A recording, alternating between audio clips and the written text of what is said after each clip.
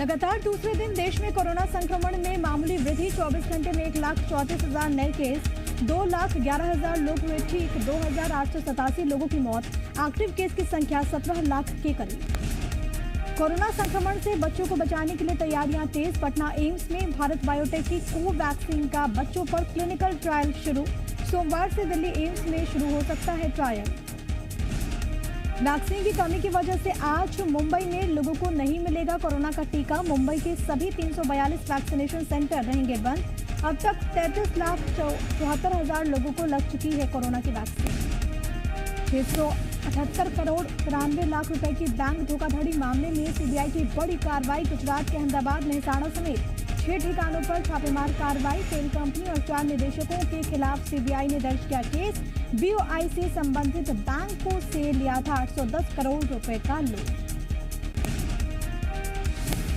MP में college की परीक्षाओं पर आज हो सकता है फैसला। तकनीकी शिक्षा और उच्च शिक्षा विभाग के साथ बैठक करेंगे सीएम शिवराज सिंह। कल रद्द हो गई थी 12वीं की परीक्षाएं। सीएम शिवराज ने कल किसानों को और ज्यादा राहत देने के लिए प्रधानमंत्री फसल बीमा योजना टास्क फोर्स समिति की बैठक ली। बैठक में सीएम ने कहा कि किसानों के लिए ऐसी योजनाएं बनाई जाए जिससे उन्हें नुकसान होने पर जल्द से जल्द मदद मिल सके। सीएम शिवराज की बैठक में तमिलनाडु, पश्चिम बंगाल, गुजरात और महाराष्ट्र के फसल बीमा मॉडल पेश किए गए। सीएम ने यह भी कहा कि फसल बीमा के सर्वे में टेक्नोलॉजी जैसे रिमोट सेंसिंग डेटा, ड्रोन का भी इस्तेमाल होना चाहिए। एमपी के मुख्यमंत्री शिवराज सिंह चौहान आज दोपहर 3 बजे प्रदेश के कोरोना वॉलंटियर्स के साथ वर्चुअली संवाद करेंगे। इस दौरान कोरोना वॉलंटियर्स मुख्यमंत्री शिवराज सिंह से अपने काम और अनुभवों को भी साझा करेंगे। सीएम शिवराज कोरोना नियंत्रण की रणनीति पर वॉलंटियर्स से संवाद करेंगे। मुख्यमंत्री शिवराज सिंह चौहान के निर्देश पर पिछले साल मैं कोरोना वॉलंटियर अभियान का शुभारंभ किया गया था। मुख्यमंत्री शिवराज सिंह चौहान ने अधिकारियों को विशेष निर्देश दिए हैं। सीएम ने कहा कि कोरोना संक्रमित व्यक्तियों के फ्री इलाज के लिए आयुष्मान भारत योजना से जुड़े अस्पतालों को विशेष पैकेज दिया है। मकसद यही है कि मरीजों को बेहतर से बेहतर इलाज मिले। नरसिंहपुर जिले में एक पीड़ित परिवार ने निजी अस्पताल प्रबंधन के खिलाफ हत्या का मामला दर्ज करने की मांग की है। मरीज के परिजन का आरोप है कि आयुष्मान कार्ड दिखाने के बाद अस्पताल प्रबंधन इलाज में आनाकानी करने लगा, जहां एक दिन बाद ही मरीज की मौत हो गई। नरसिंहपुर जिले में परिजनों के अनुसार सीएमएचओ से शिकायत करने पर अस्पताल प्रबंधन को नोटिस भेजा गया है। मृतक के बेटों के अनुसार शिकायत के बाद अब अस्पताल प्रबंधन मां के इलाज में भी लापरवाही बरत रहा है। छत्तीसगढ़ में बीजेपी सीएम से राहत कोष का हिसाब मांग रही थी, जिस पर मुख्यमंत्री ने ट्वीट करते हुए पूरा हिसाब दे दिया है। सीएम ने लिखा है कि जनता का हिसाब जनता को बताएंगे, साथ मिलकर कोरोना को हराएंगे। सीएम भूपेश बघेल ने बताया कि मई 2020 से मई 2021 तक 86 करोड़ 45 लाख रुपए आए। इनमें से 77 करोड़ 51 लाख रुपए कोरोना रोकथाम इंतजाम के लिए जिलों को दिए। सीएम राहत कोष में अभी 10 करोड़ 97 लाख रुपए हैं। छत्तीसगढ़ के 10 से ज्यादा जिलों में 18 साल से अधिक के लोगों को कोवैक्सीन की दूसरी डोज लगवाने के लिए लंबा इंतजार करना होगा। प्रदेश के कई जिलों में कोवैक्सीन की डोज खत्म हो गई है। कुछ जिलों में 100 से भी कम टीके बचे हैं। छत्तीसगढ़ में 18+ के लिए पूरे अब 7,428 डोजेस ही हैं। 45+ लोगों के लिए कोवैक्सीन की करीब 3,070 डोज है। प्रदेश में कोविशील्ड वैक्सीन के 10 लाख से ज्यादा डोजेस मौजूद हैं। ग्वालियर में रेमडेसिविर कालाबाजारी मामले में एक और गिरफ्तारी हुई है। एसटीएफ ने महाराष्ट्र से नर्स संगीता पटले को गिरफ्तार किया। नागपुर के निजी अस्पताल की नर्स पर 50 इंजेक्शन बेचने का आरोप है। सिवनी निवासी वकील से पूछताछ के बाद नर्स की गिरफ्तारी हुई है। छत्तीसगढ़ सरकार की ओर से बनाया गया 9 सदस्यों का जांच दल सिलगेट की घटना से जुड़े तथ्यों को जुटाने का काम करेगा। इस दौरान जांच दल पीड़ितों और ग्रामीणों से चर्चा भी करेगा। सुकमा जिले के सिलगेट गांव में सुरक्षा बलों के लिए बने शिविर का ग्रामीण विरोध कर रहे थे। 17 मई को बड़ी तादाद में ग्रामीण वहां पर पहुंचे, शिविर पर पथराव शुरू कर दिया। घटना में 3 लोगों की मौत हो गई, 5 लोग हुए हैं जख्मी। बस्तर सांसद दीपक बैज ने बताया कि सिलगेट जाकर लोगों से मुलाकात करेंगे, लोगों की मांग हालातों को समझेंगे। इसके साथ ही आंदोलनरत लोगों से बात करने के बाद सरकार के सामने तथ्य को भी रखेंगे। दीपक बैज ने बताया कि सरकार हर मामले को लेकर गंभीर है। वहीं विधायक चंदन कश्यप के बयान पर कहा कि किसी भी ग्रामीण के साथ ऐसा नहीं होना चाहिए। सिलगेट तक जाना संभव नहीं है। कोशिश करेंगे कि पीड़ितों से बातचीत हो पाए। सिलगेट में हुई घटना को लेकर नारायणपुर विधायक चंदन कश्यप ने पुलिस की कार्यशैली पर आरोप लगाते हुए नारायणपुर पुलिस बेगुनाहों को नक्सली बताकर जेल भेज रही है। ये कहा है पुलिस को नक्सलियों की लिस्ट जारी करनी चाहिए। ये मांग भी की है और शासन के पुनर्वास नीति के तहत आत्मसमर्पण करना चाहिए। भोपाल में एमपीपीएससी ने प्रारंभिक परीक्षा की तारीख बढ़ा दी है। 20 जून को होने वाली प्री एग्जाम अब 25 जुलाई को आयोजित की जाएगी। कोरोना संक्रमण को देखते हुए एमपी लोक सेवा आयोग ने यह फैसला लिया है। अब परीक्षा की तारीख 25 जुलाई कर दी गई है। एनीमिया मुक्त भारत अभियान में एमपी एक बार फिर से देश में अव्वल आया। 2020-21 के इंडेक्स में 64.1% के साथ एमपी को पहले पायदान पर रखा गया है। 2019-20 में भी एमपी देश में पहले स्थान पर था। सीएम शिवराज ने इस कामयाबी पर ट्वीट करते हुए संबंधित अधिकारियों, कर्मचारियों और जनता को बधाई दी। सीएम ने लिखा कि प्रदेशवासियों को बेहतर स्वास्थ्य और जीवन देने के लिए राज्य सरकार दृढ़ संकल्पित है। रतलाम में जी मीडिया की खबर का हुआ असर। 4 जून से मंडी खोलने की तैयारी हो रही है। मोबाइल से रजिस्ट्रेशन कर हर रोज 100 किसानों को बुलाकर प्याज, लहसुन की नीलामी की जाएगी। रतलाम मंडी सचिव ने बताया कि मोबाइल से किसानों का पंजीयन किया जाएगा। एक दिन में 100 किसान प्याज के लिए और अगले दिन 100 किसान लहसुन के लिए बुलवाकर नीलामी कराई जाएगी। किसानों को अपने साथ एक शख्स को मंडी में लाने की अनुमति है। सिंगरौली जिले में पुलिस वाले और एनसीएल में सिक्योरिटी का जिम्मा संभाल रही सीआईएसएफ के जवान के बीच विवाद हो गया।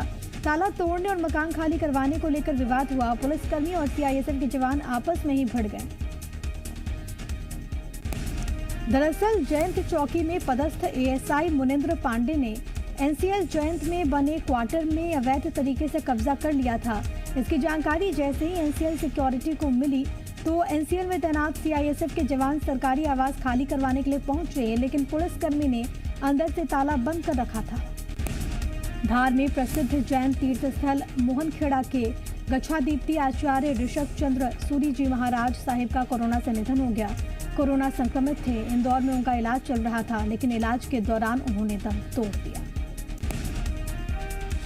छिंदवाड़ा में कोरोना संक्रमण के बाद ब्लैक फंगस के मरीज सामने आने लगे हैं, जिससे स्वास्थ्य विभाग की चिंता बढ़ गई है। अब तक जिले में ब्लैक फंगस के 12 मरीज सामने आ चुके हैं, लेकिन दवा और इंजेक्शन न होने की वजह से दूसरे जिलों में रेफर कर दिया जाता है। छिंदवाड़ा प्रशासन ने अपने स्तर से जिला अस्पताल में वार्ड चिन्हित कर लिया है, लेकिन दवा और इंजेक्शन न होने पर मरीज भर्ती नहीं किए जा रहे। स्थानीय स्तर पर ब्लैक फंगस का इलाज न होने से मरीजों को काफी दिक्कतें पेश आ रही हैं। सतना के कोलगवा थाना क्षेत्र में 24 मार्च को खनिज कारोबारी श्रवण कुमार पाठक के मगरे गांव के फार्म हाउस में चोरी हुई थी। उस समय खनिज कारोबारी ने 3 करोड़ कैश और 3 किलो सोने की चोरी की शिकायत दर्ज कराई। पुलिस अब तक 4 किलो सोना, 2 करोड़ से ज्यादा कैश बरामद कर चुकी है। सतना मामले में अब तक 8 आरोपी गिरफ्तार किए जा चुके हैं। 2 नामजद आरोपी अभी भी फरार हैं। 12 ऐसे लोग चिन्हित किए गए जिन्होंने लूट की राशि बांटी। मामले में पुलिस का कहना है कि इनकम टैक्स विभाग को पत्र लिखकर खनिज कारोबारी की जांच कराई जाएगी। शाजापुर में कुएं में डूबने से 2 युवकों की मौत हो गई। मामला हीरापुर भज्जा गांव का है। दोनों युवक पानी पीने गए थे और इस दौरान पैर फिसलने से एक युवक कुएं में गिर गया। अपने दोस्त को बचाने के लिए दूसरे युवक ने भी छलांग लगा दी, लेकिन वो भी नहीं बच सका। बिलासपुर में बीजेपी कार्यकर्ताओं को प्रोजेक्टर पर बंगाल हिंसा की तस्वीरों को दिखाया गया। इस दौरान नेता प्रतिपक्ष धर्मलाल कौशिक, सांसद अरुण साफ और तमाम बीजेपी नेता मौजूद रहे। बीजेपी नेताओं ने इस दौरान कहा कि ममता बनर्जी की तानाशाही नहीं चलेगी। कोरोना से जुड़े उपकरणों की जीएसटी रिव्यू के लिए बनी काउंसिल में गैर बीजेपी शासित राज्यों को शामिल नहीं किए जाने पर कांग्रेस ने निशाना साधा है। कांग्रेस प्रवक्ता विकास तिवारी ने कहा कि केंद्र सरकार उन राज्यों से सौतेला व्यवहार कर रही है जहां पर बीजेपी की सरकार नहीं है। कोरिया जिले के सरकारी धान केंद्रों में रखा लाखों टन धान बारिश में भीग रहा है। कोरिया जिले के अलग अलग धान केंद्रों में इस वक्त 1,90,348 क्विंटल धान रखा है। सरकार की गाइडलाइंस के अनुसार 28 फरवरी तक धान का उठाव हो जाना चाहिए था। धान खरीदी खत्म होने के महीनों बाद भी दुर्ग जिले से भी अभी तक 2 लाख क्विंटल धान का उठाव नहीं हो सका। दुर्ग में इस बार 22,000 किसानों से करीब 40 लाख क्विंटल धान की खरीदी की गई थी।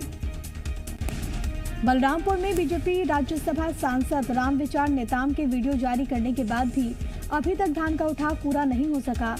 करीब 70,000 क्विंटल धान अभी भी महावीरगंज धान खरीदी केंद्र में पड़ा है। बलरामपुर में इस साल 15,62,000 क्विंटल धान खरीदी की गई थी, जिसमें से करीब 1 लाख क्विंटल धान का उठाव नहीं हो सका। इसके बाद से ही बीजेपी नेता कांग्रेस सरकार पर हमलावर हैं। बैतूल में सीसीएफ मोहन मीणा के खिलाफ अब तक एफआईआर दर्ज न होने पर महिला वनकर्मी गुस्से में हैं। उन्होंने जल्द कार्रवाई न करने पर आत्महत्या की चेतावनी दी है। महिला वनकर्मियों ने पुलिस प्रशासन पर लापरवाही का भी आरोप लगाया। बैतूल में रेंजर से रिश्वत लेने के आरोप में मुख्य वन संरक्षक मोहन मीणा को बैतूल से हटा दिया गया, लेकिन अब तक शारीरिक और मानसिक शोषण के मामले में एफआईआर दर्ज नहीं की गई है। सीसीएफ मोहन मीणा पर विभाग की महिला कर्मचारियों ने शारीरिक शोषण का आरोप लगाया है। सरगुजा जिले के गांव सड़कपारा बाबा डेरा में ग्रामीण पानी की किल्लत से परेशान है। गांव में लगा एकमात्र हैंडपंप प्यास बुझाने के लिए काफी नहीं है, जिससे मजबूरन गांव के लोगों को मांड नदी के पानी पर निर्भर रहना पड़ रहा है। सरगुजा जिले में गांव के लोगों को करीब 1 किलोमीटर पैदल चलकर अपने घर पानी लाना पड़ता है। बरसात के दिनों में ग्रामीण नदी का गंदा पानी पीने को ही विवश हो जाते हैं। कई बार संबंधित अधिकारियों से गुहार भी लगाई है, लेकिन सुध लेने वाला कोई भी नहीं। डिंडौरी पुलिस लाइन कॉलोनी में कांस्टेबल ने फांसी लगाकर आत्महत्या कर ली। पुलिस जांच में जुटी। रायसेन के देगांव में एक छात्र चोर पुलिस से बचने के लिए 2 मंजिला मकान से नीचे कूद गया, स्थानीय लोगों ने पकड़ा। धमतरी में दोहरे हत्याकांड के आरोपी को पुलिस ने गिरफ्तार कर लिया है, पूछताछ जारी। कोंडा गांव के कुएमारी जंगल में कल पुलिस जवानों ने 2 नक्सलियों को किया ढेर।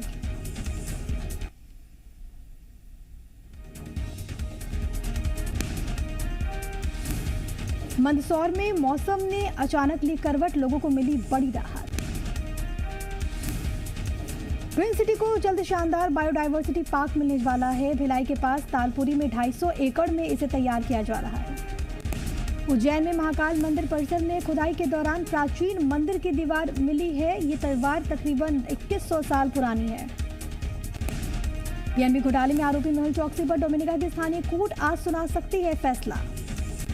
वैक्सीनेशन को लेकर केंद्र पर बरसी ममता, कहा दिसंबर से पहले सभी नागरिकों का टीकाकरण सिर्फ एक धोखा।